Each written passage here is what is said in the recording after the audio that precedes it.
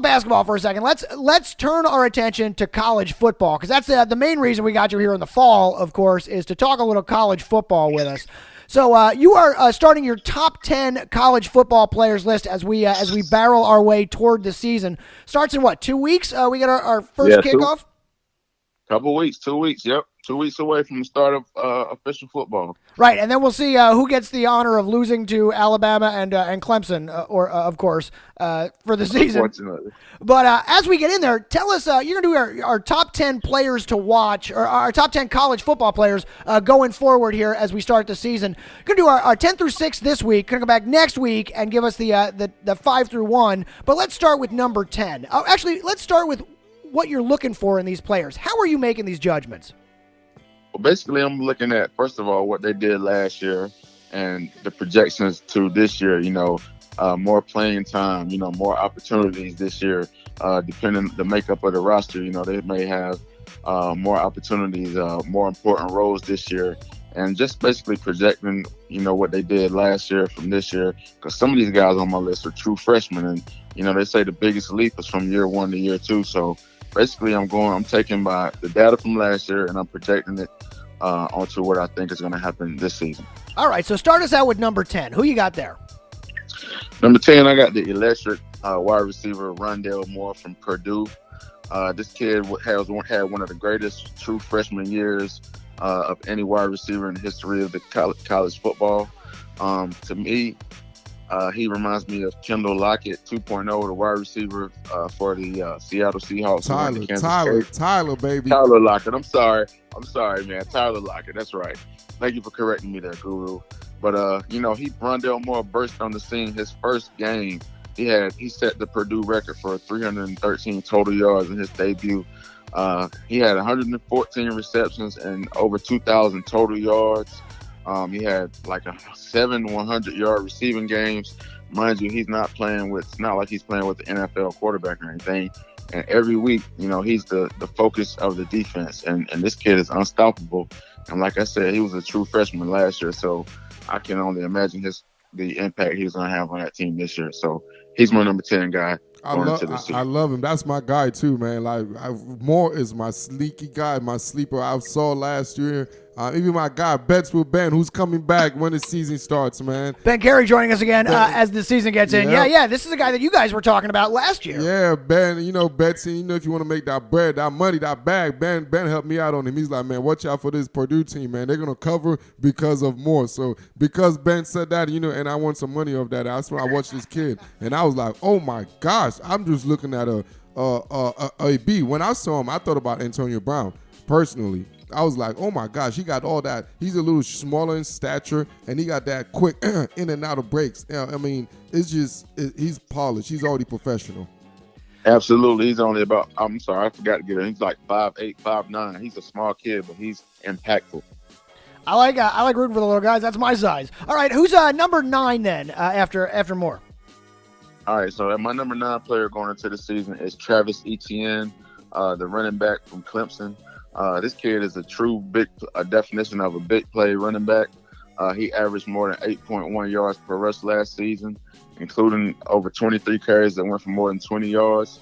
And he rushed for almost 1,700 yards last year, and he only carried the ball more than 15 times, I think, in 2 or 3 games last year. So you got to think about this kid put up almost 17 yards rushing, and he's not even carrying the majority of the snaps. Like I said, to be able to run for that many yards, we're averaging about 14 carries per game. That lets you know how explosive he is. And mind you, Clemson, they're dominating games every other weekend. So he's not even playing the fourth quarter in most of these games. So he's my number 9 guy going into this year, and that's the running back Travis Etienne from Clemson. He's very explosive. All right, give us number 8. Okay, the number 8 guy on my list is the defensive end, Chase Young from Ohio State. He had 10 sacks last season as a true sophomore. He already has an NFL body. He's 6'5", 265. He led the team in sacks and tackles for loss. Everyone was talking about Joey Bosa going into the season, and last year Chase Young became the guy who was making the most noise on the Ohio State defense, and I think he has true top 5, top 10 potential in the next year's NFL draft. So Chase Young is my number 8 guy. I love guys that go after the quarterback, man. I love them defensive guys. Absolutely, and that's what he does best. 2 more for this week then. Give us number 7. Okay, number 7 on my list is Jake Fromm, the quarterback from Georgia. He had a stellar. He picked up where he left off from his freshman season last year.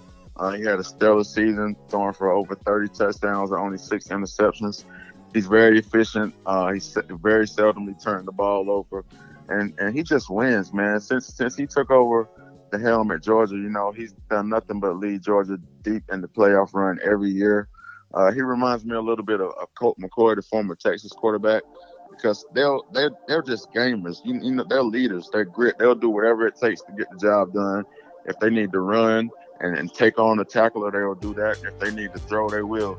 They just do whatever it takes to win, and they're true leaders. So to me, Jake Fromm, he's my number 7 guy going into next season, and the kid's just a winner, man. I love Jake Fromm. I love that comparison because Colt McCoy is going to be the Redskins starting quarterback. Way to plug in my Redskins, baby. Hell yeah. Way to describe the Skins starting quarterback. Anyways, continue. I thought Jake Fromm was comparing him to Colt McCoy, that poor guy. That means he's got no career. Get it right, exactly. Get it while you can, kid, because you ain't going to make it in the pros. Anyway. Colt McCoy at Texas, not Colt McCoy since he's been. Yeah, exactly. So you've been high on this Georgia team anyway. When we did our preview a few weeks back, you were high on this Georgia team. So Jake Fromm coming in at number 7. Give us your number 6 then, Almanac. All right, and the last guy on the list this week to round out my top 6, 10 through 6 is Jonathan Taylor, the workhorse running back from Wisconsin. And this kid, workhorse, that's the true definition of what Jonathan Taylor is. He's run for over 1,900 yards in back-to-back seasons. He's durable.